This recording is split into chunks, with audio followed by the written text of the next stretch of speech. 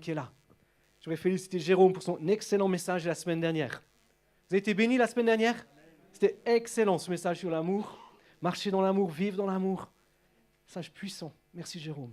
Si vous ne l'avez pas vu, vous pouvez aller sur Internet, vous tapez Église Elim, et puis vous retrouvez, il y a une chaîne de télévision, et puis vous pouvez regarder tous les derniers messages. Et merci Stéphane, merci Nathan, merci Alexis, il n'est pas là ce matin, mais qui travaille à ça chaque semaine. Stéphane et Bérénice, ça se multiplie. C'est bon ça. Vous ne savez pas que c'est un jour extraordinaire. C'est le jour où l'histoire de l'humanité a été complètement changée. Depuis la création du monde, c'est le jour le plus important qui soit. Et ce matin, j'aimerais qu'on puisse parler de cette vie de résurrection qu'on est appelé à vivre.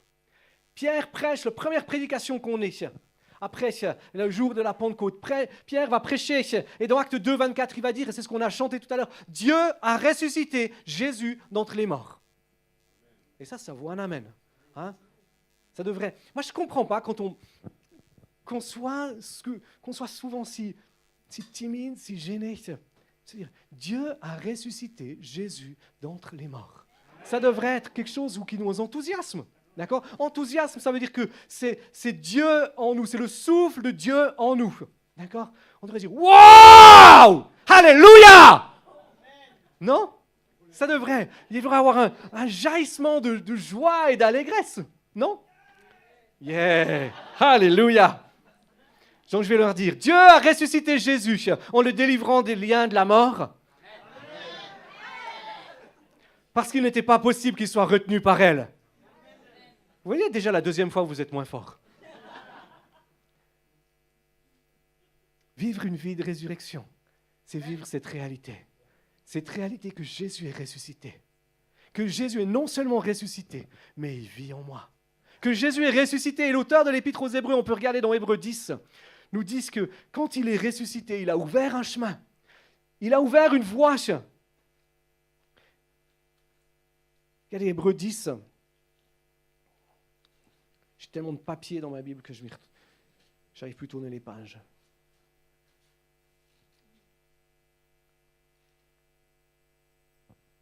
Il est dit dans Hébreux 10 au verset 19, il est dit « Ainsi donc, frères, nous avons l'assurance d'un libre accès au sanctuaire. » Le sanctuaire, c'est la présence même de Dieu, au travers du sang de Jésus.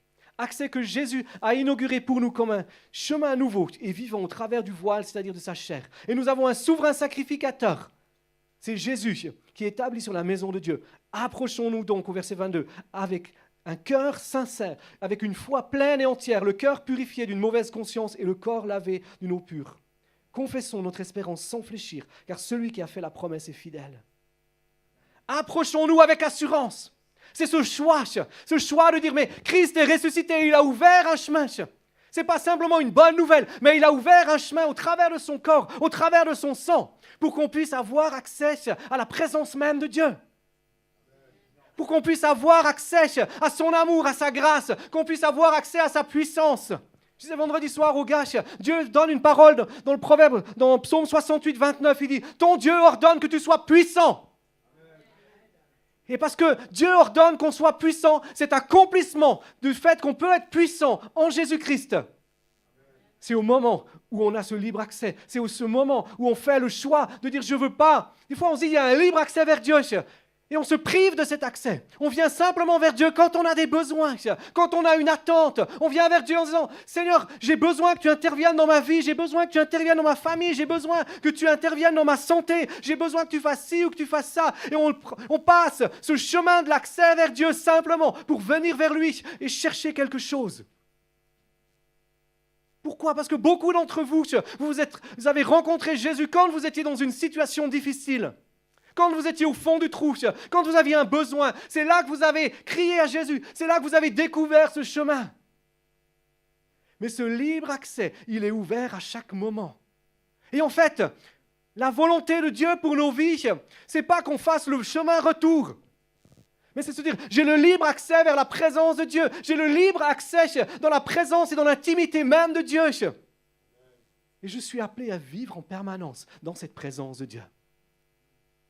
Je suis appelé à ne pas retourner en arrière en disant « Ok, je viens dans la présence de Dieu, je viens chercher ce dont j'ai besoin, je viens chercher son pardon, je viens chercher sa grâce, je viens chercher sa guérison. » Et après, je repars à mes activités, je repars à ma propre vie, je repars à mes propres choses. Et puis après, je reviens de temps en temps dans la présence de Dieu pour chercher ce que j'ai besoin. C'est-à-dire, il y a un libre accès. Mais restons dans la présence de Dieu. Restons dans ce que Dieu a préparé d'avance pour nous.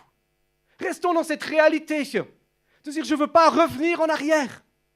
Je ne veux pas revenir à mes anciennes choses. Je ne veux pas revenir à ce qui était mon ancienne vie. Mais je veux rester dans sa présence. David va dire, un jour près de toi vaut mieux que 1000 ailleurs. On le sait, on le connaît. Mais on a besoin de faire ce choix, de dire, je veux rester dans la présence de Dieu. Je veux me lever le matin avec la pensée de Dieu dans mon cœur. Je veux me lever le matin avec la louange. Vous savez, quand tu te lèves le matin et que tu te cognes le petit orteil au pied du lit, tu dis « Alléluia !»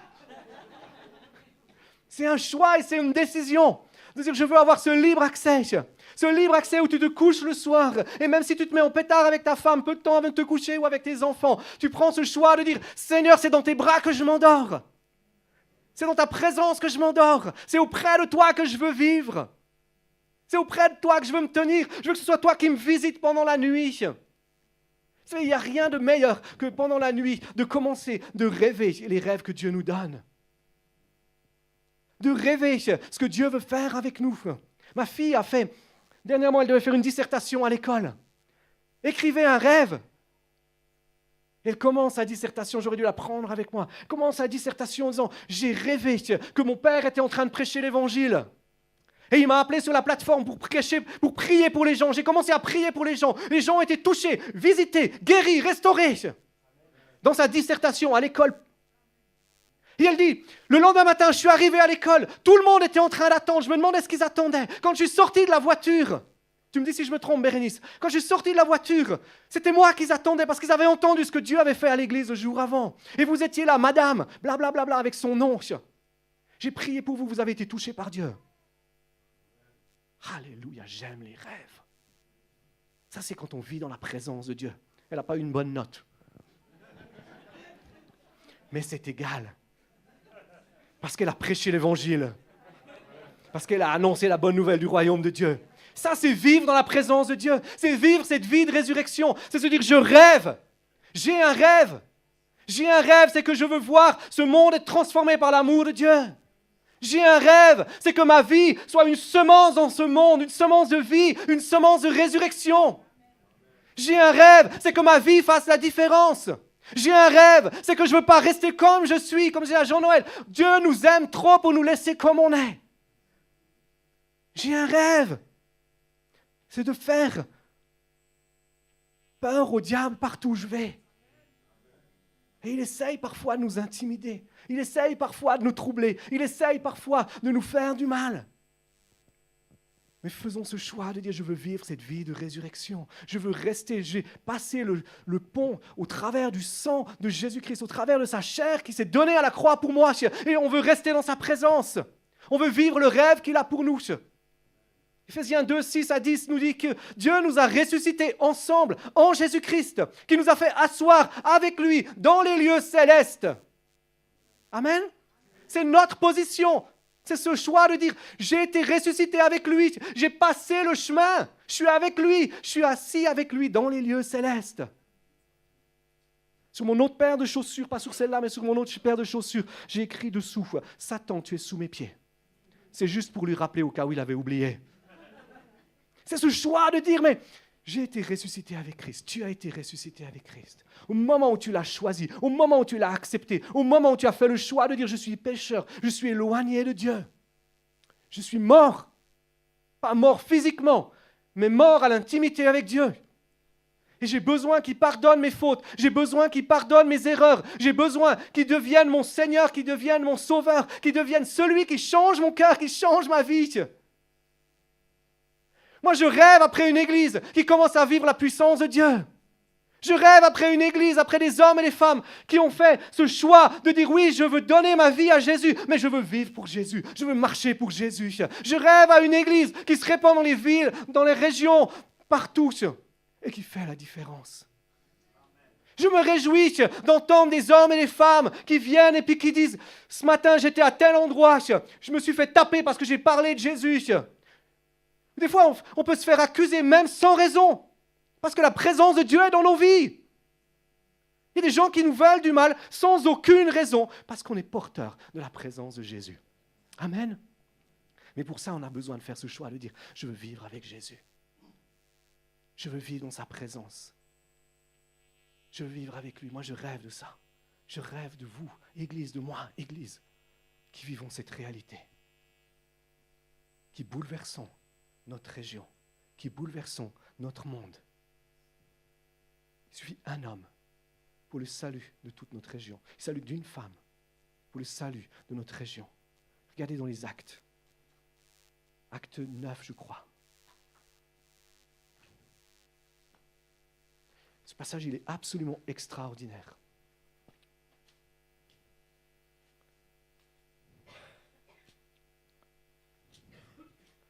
Ce que Dieu veut faire avec ta vie est tellement extraordinaire. Il cherche des hommes, il cherche des femmes qui sont prêts à vivre cette vie de résurrection. Pierre, c'est celui qui prêche le jour de la Pentecôte. 3000. On se dit, waouh, c'est cool. Il prêche une deuxième fois, 5000. Mais il y a une autre fois, acte 9, au verset 32. Regardez ça. Pierre, notre même Pierre, ce disciple avec lequel on a tellement de facilité à s'identifier, ce disciple qui a la grande bouche, ce disciple qui a renié 3 fois Jésus, mais qui a fait un choix de dire au moment où Jésus est ressuscité des morts, au moment où il a été saisi et possédé par le Saint-Esprit, il a fait le choix de dire « Je ne veux plus vivre mon ancienne manière de vivre, je veux renoncer à ma vaine manière de vivre et je veux vivre la vie de résurrection que Christ a pour moi. » Et il est dit au verset 32, Pierre parcourait tous ces lieux. Il descendit aussi vers les saints, donc l'église qui habitait à Lydda. Il y trouva un homme du nom d'Aîné, couché sur un lit depuis 8 ans et qui était paralysé. Et il va vers cet Aîné et lui dit, oh mon pauvre Aîné, qu'est-ce que tu as dû faire pour être dans cette situation-là?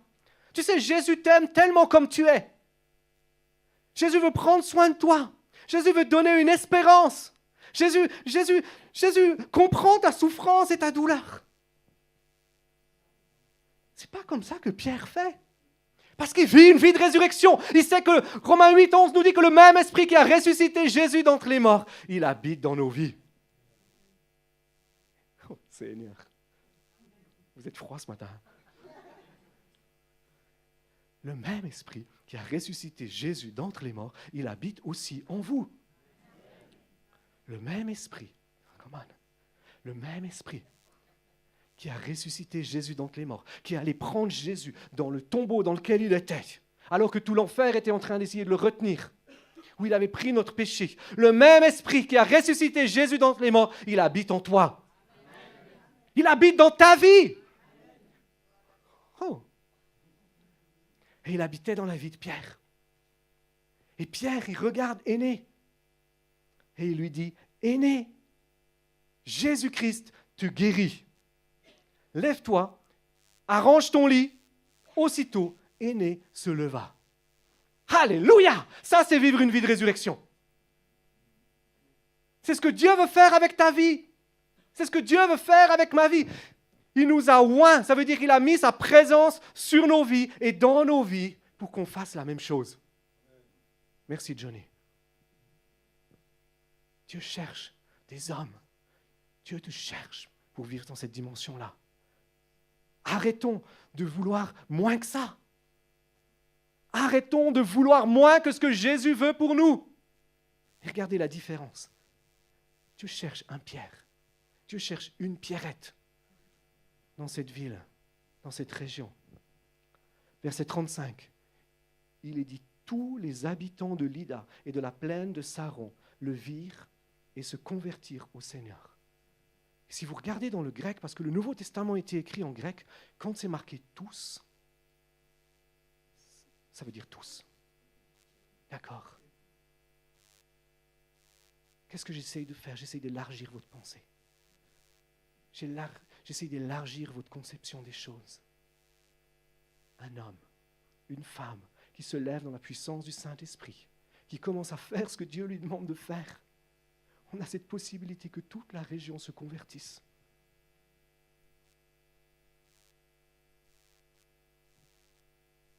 Ça vaut un amen. Ça veut dire, je suis d'accord. Je veux vivre cette vie-là. Je veux marcher dans ces choses-là. Je veux être cet homme. Je suis prêt à être cet homme. Je suis prêt à être cette femme-là. J'ai soif de ça.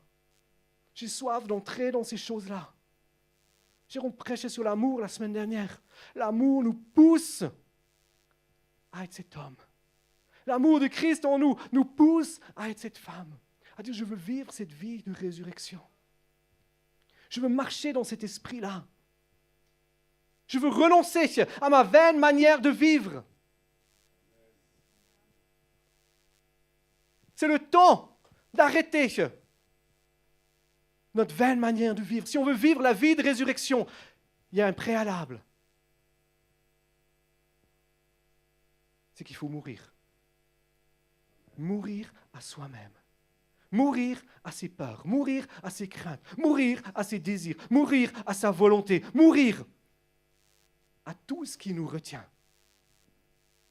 Dieu cherche des hommes et des femmes qui sont prêts à dire, comme Jésus a pu dire, non pas ce que je veux. Regardons ensemble.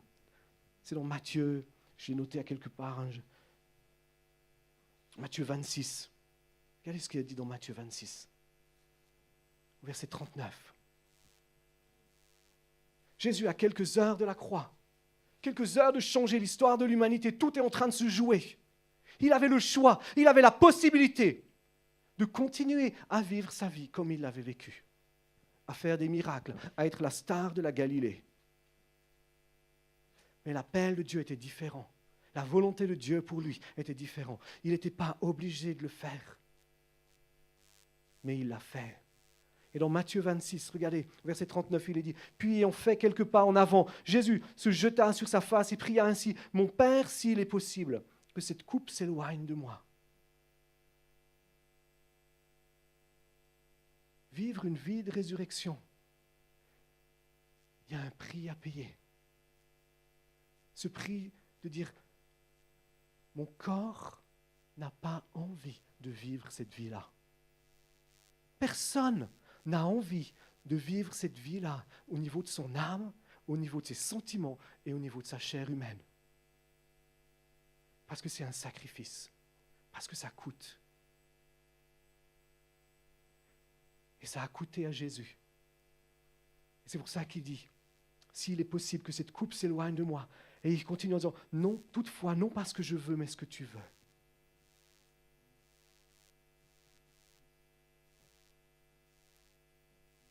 C'est le temps qu'on arrête de dire à Dieu, j'ai pas envie de ça. Choisis quelqu'un d'autre. C'est pas pour moi, que quelqu'un d'autre le fasse. C'est le temps d'arrêter. C'est le temps d'être des hommes, d'être des vaillants héros, d'être des ladies, des femmes de Dieu qui se lèvent et qui disent, mais Seigneur, si tu le veux, je dis oui. Si tu le veux, je vais le faire. Si tu le veux, je vais tenir. Je vais accomplir ce que tu as pour moi. Je veux faire cette différence-là. Jésus revint vers ses disciples et les trouva endormis. Et il dit à Pierre, vous voyez, Pierre, ce même Pierre qu'on vient de dire qui a changé toute une région, qui a amené toute une région au salut, c'est lui qui roupillait au moment où il ne devait pas roupiller. Donc si ce matin, tu es quelqu'un qui a tendance à roupiller, si ce matin, tu as tendance à quelqu'un être un peu de côté, il y a une bonne nouvelle pour toi. C'est que Pierre était comme toi, mais il n'est pas resté. Il a changé. Donc on peut le changer. Jésus lui dit, vous n'avez pas pu veiller 1 heure avec moi, veillez et priez afin que vous ne tombiez pas dans la tentation. L'esprit est bien disposé, mais la chair est faible. D'accord ? C'est une réalité. Mon âme est faible. N'importe quel homme ou femme de Dieu que tu peux voir, son âme est faible. Mais notre esprit est bien disposé. Et notre esprit a besoin d'être connecté avec le Saint-Esprit, cet esprit qui a ressuscité Jésus qui habite en toi. Il a besoin d'être connecté avec. Et c'est pour ça qu'on a besoin d'entretenir nos vies de prière. C'est pour ça qu'on est une église pentecôtiste et qu'on parle en langue. Pourquoi? Parce que tu ne peux pas aller partout et puis de la choukardia baba shekerdia bashukikirdia. Oh shekerdia baba choukardia. Et quand tu fais ça, qu'est-ce qui se passe? Ton esprit est connecté avec le Saint-Esprit. Et tu fortifies ta foi, tu fortifies ton homme intérieur, ta femme intérieure, pour être celui ou celle que Dieu veut que tu sois. Si vous ne parlez pas en langue, je veux prier pour vous, vous allez être baptisés dans le Saint-Esprit, vous allez parler en langue aujourd'hui. Il n'y a rien de plus simple. Il faut juste le vouloir. Il faut juste dire, Seigneur, j'ai besoin de ça. J'ai besoin de cet équipement. J'ai besoin que tu me revêtes de ta puissance, que tu libères ça. Ça libère notre esprit. J'en suis où là? Jésus s'éloigna une seconde fois et pria ainsi. Moi, j'aime ça. Parce que Jésus, dans une première fois, il dit, Seigneur, pas ce que je veux, mais ce que toi tu veux. Mais ce n'est pas encore acquis à 100%. Il y a encore un combat à l'intérieur de lui. Il y a encore une lutte. Il a beau être Jésus, il a beau être le Fils de Dieu, il est pleinement homme. Il lutte encore. Il y a encore des difficultés. Et il réessaye. Il retourne vers le Père et il réessaye une deuxième fois. Il dit, s'il n'est pas possible que cette coupe s'éloigne, sans que je la boive, que ta volonté soit faite.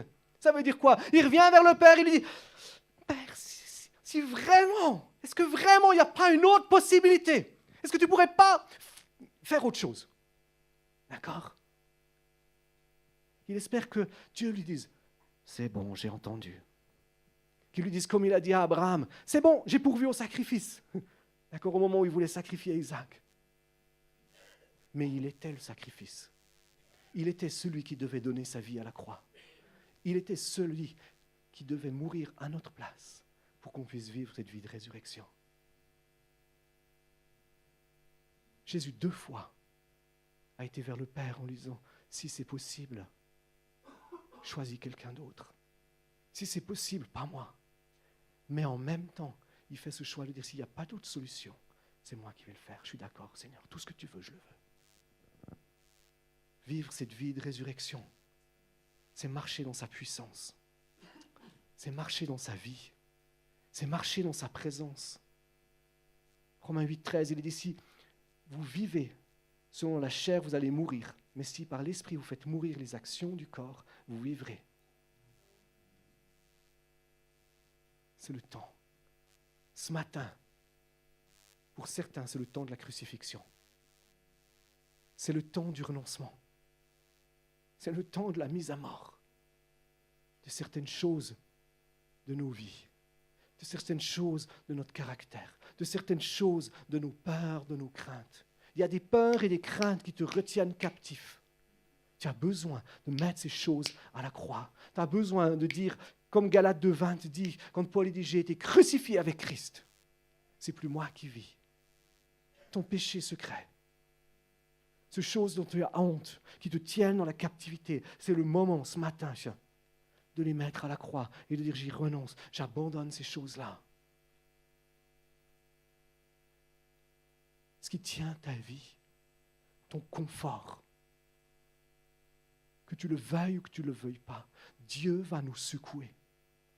Il va nous secouer dans notre confort. Autant crucifier notre confort maintenant. Ce n'est pas que Dieu veut qu'on vive comme un moine ou dans un ascétisme, d'accord? Dieu veut que tout ce qu'on fasse, c'est 1 Corinthiens, je l'ai noté là, 1 Corinthiens 10, 31, il dit, soit que vous mangiez, soit que vous buviez, et quoi que vous fassiez, faites tout pour la gloire de Dieu. C'est-à-dire, notre motivation, vivre une vie de résurrection, c'est avoir la motivation de dire, je veux que tout ce que je fasse rende la gloire à Dieu. Je bois un bon verre de vin avec des amis, ça m'arrive, mais je veux que Dieu puisse être glorifié dans cela.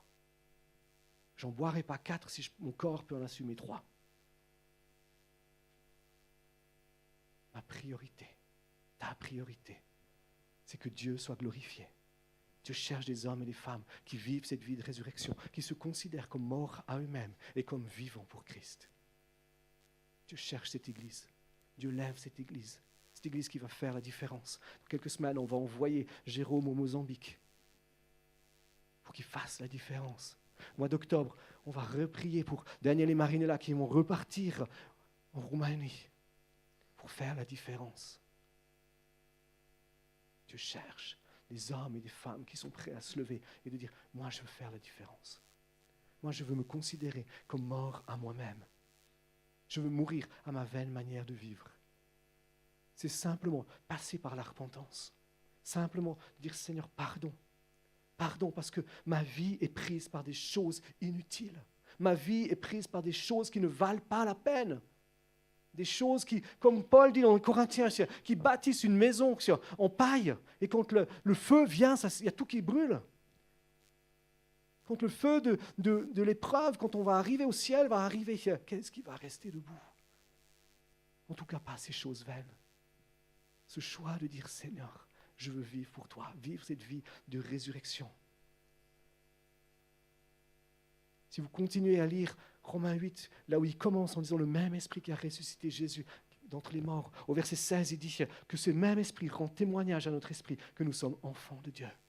Vivre une vie de résurrection, c'est marcher comme un fils, marcher comme une fille. C'est avoir cette identité, c'est dire je suis un enfant de Dieu. Je suis un fils, je suis une fille du royaume de Dieu. J'ai été créé à son image et à sa ressemblance. Un fils ou une fille du roi des rois, du Seigneur des seigneurs. Quel que soit, ça veut dire quoi? Ça veut dire qu'on est sûr de notre identité. Quand on sait que le Saint-Esprit vient tester dans nos cœurs, tu es enfant de Dieu. À ce moment-là, on n'est plus à cheval sur ce que peuvent penser les autres de nos vies. Ce que les autres pensent de nous, ça nous est égal. Le prince Charles, le futur roi mal aimé d'Angleterre. Si vous avez vécu en Angleterre, vous savez qu'il n'est pas aimé. D'accord? Ils ont beaucoup de sobriquets à son égard. Ça n'empêche pas d'être le fils de la reine. Et il vit comme un fils. Il ne se laisse pas atteindre.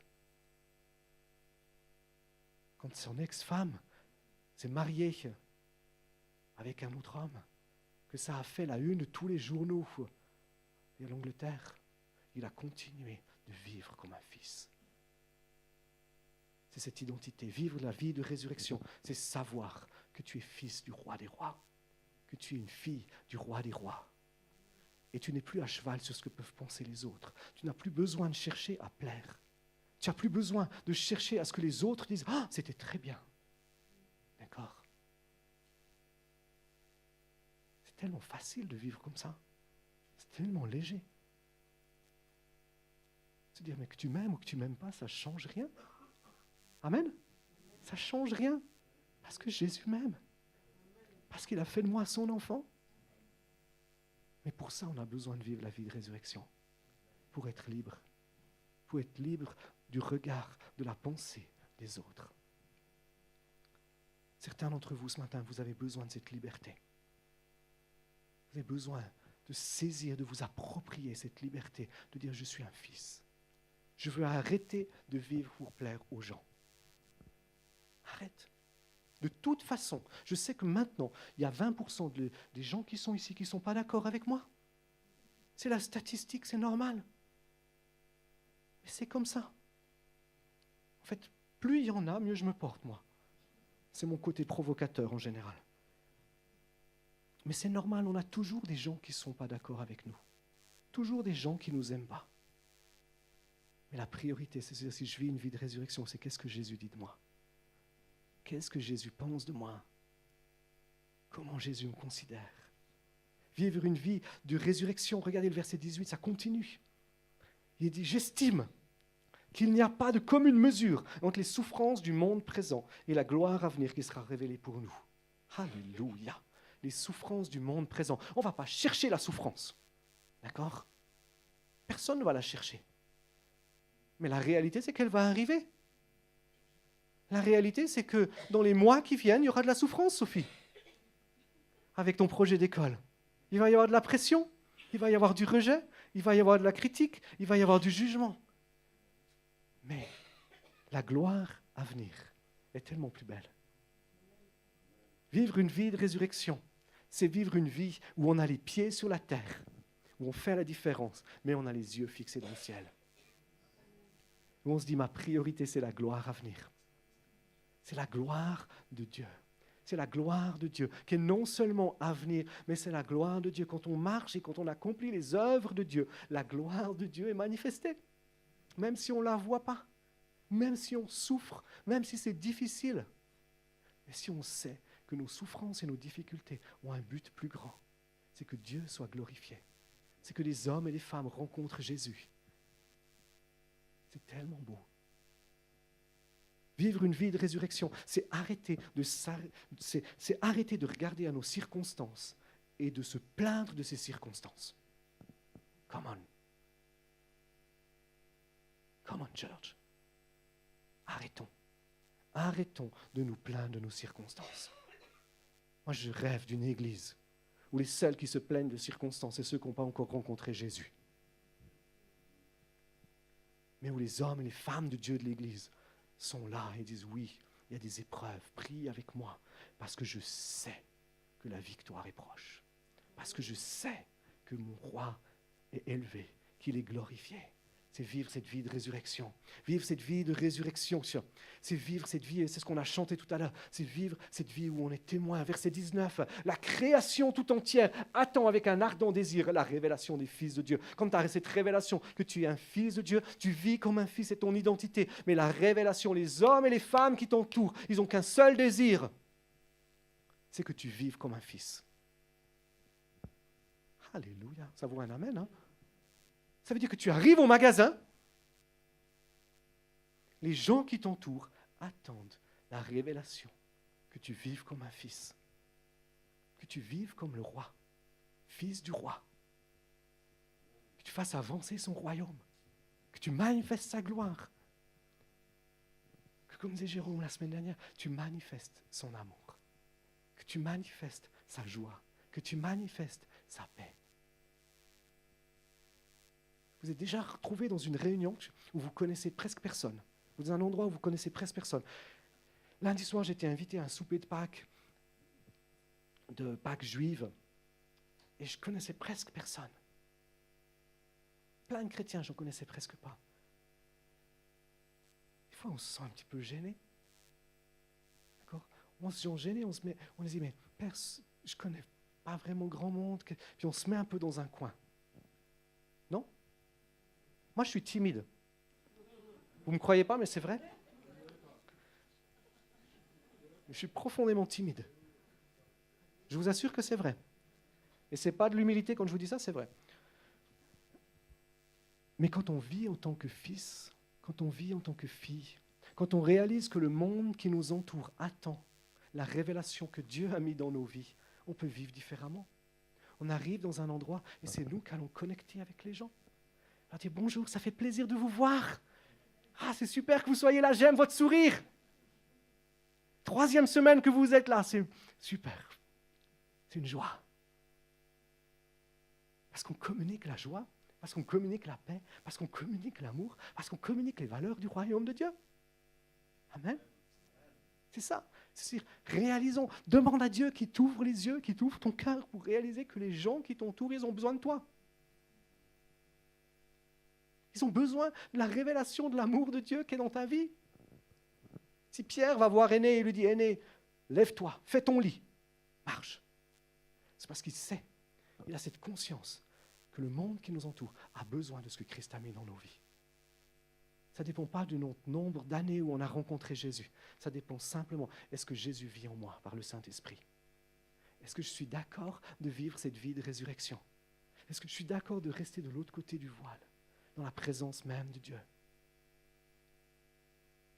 Verset 26, de même aussi l'Esprit vient au secours de notre faiblesse, car nous ne sommes, toujours Romains 8, car nous ne savons pas ce qu'il convient de demander dans nos prières, mais l'Esprit lui-même intercède par des soupirs inexprimables. Vivre une vie de résurrection, c'est vivre une vie où on prie sans cesse, où on laisse le Saint-Esprit prier au travers de nous, où on regarde, on est constamment en connexion à l'intérieur de nous-mêmes avec Dieu. Où on développe ces choses-là.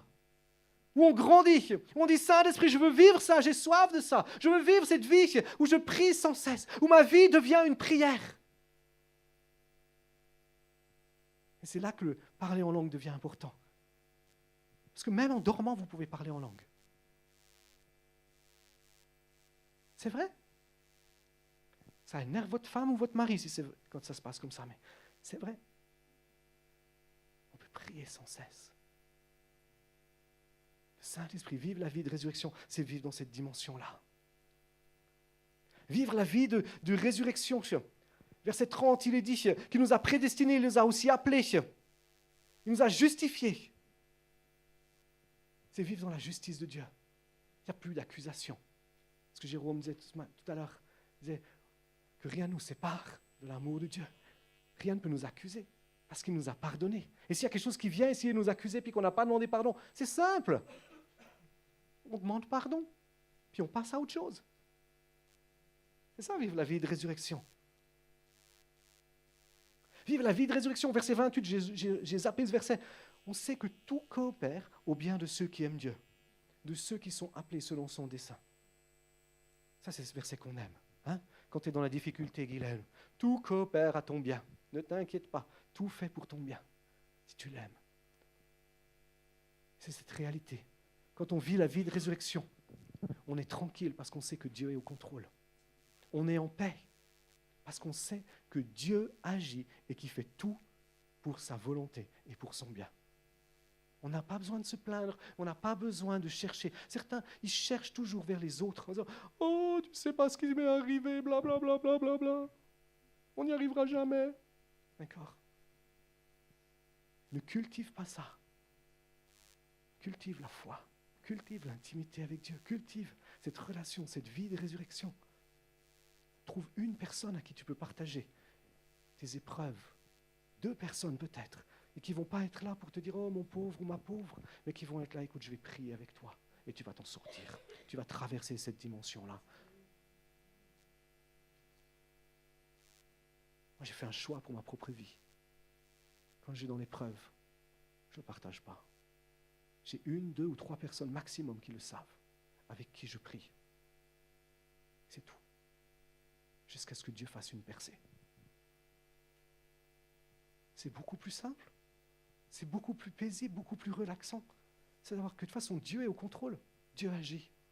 Vivre une vie de résurrection. C'est pouvoir se dire, lui qui n'a pas épargné, au verset 32, son propre fils, mais qui l'a livré pour nous tous, comment ne nous donnera-t-il pas aussi tout? Et de nouveau, tout. Vous avez déjà vu le nombre de tout qu'il y a dans la Bible? C'est extraordinaire. Tout avec lui par grâce. C'est vivre une vie d'abondance. Merci Philippe. C'est s'attendre à vivre l'abondance de Dieu. L'abondance, c'est quoi? C'est juste plus que ce que tu as besoin. Ce n'est pas une Maserati, c'est juste plus que ce que tu as besoin pour pouvoir passer plus loin, pour pouvoir donner, pour pouvoir répandre. Vivre une vie de résurrection, c'est marcher dans cette abondance-là. Vivre une vie de résurrection, et je vais finir avec ce point-là. Verset 37, il dit, mais dans toutes ces choses, nous sommes plus que vainqueurs par celui qui nous a aimés. C'est vivre une vie où on marche dans la victoire. Ça veut dire, oui, j'ai des épreuves. Oui, j'ai des épreuves et parfois c'est Dieu qui m'éprouve. Amen pour cela. Si vous avez de la peine à le croire, vous regardez, vous allez sur le site internet du Centre Vie et Foi, vous regardez le message de la semaine dernière. Mais Dieu nous éprouve, mais c'est de vivre une vie de victoire. C'est de marcher en vainqueur. Parce qu'il a déjà acquis la victoire. Parce qu'aucune épreuve, aucune tentation qui nous est survenue, 1 Corinthiens 10, 13, il nous a donné la force d'en sortir. Il est l'issue.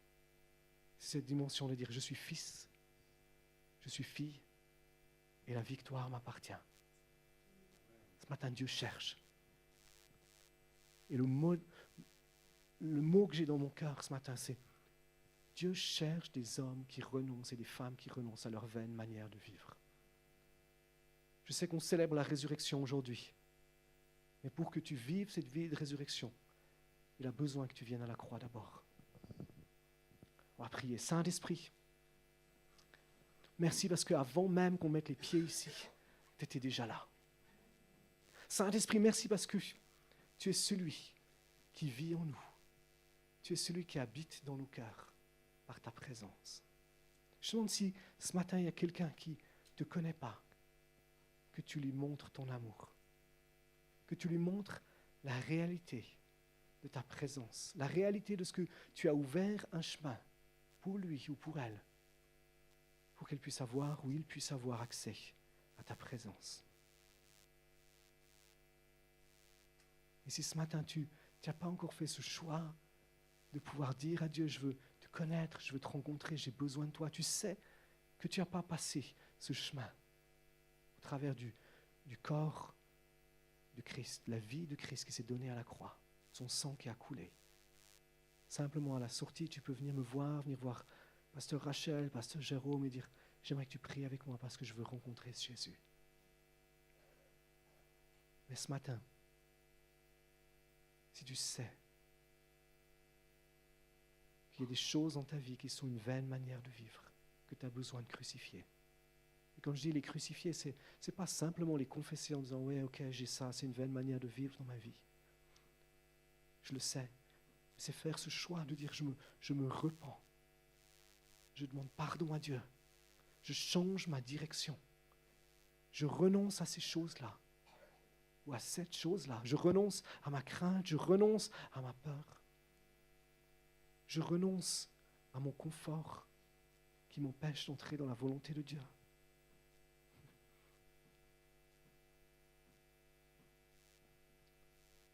Si tu veux faire ce choix ce matin de dire je renonce, je me repens pour ces choses-là. Cette vaine manière de vivre, simplement, comme un signe visible. Parce que la repentance a un signe visible.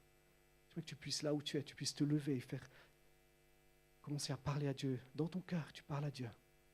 Tu dis, je renonce à ça. Je renonce à ça. Je sais qu'il y a plusieurs à qui Dieu a parlé.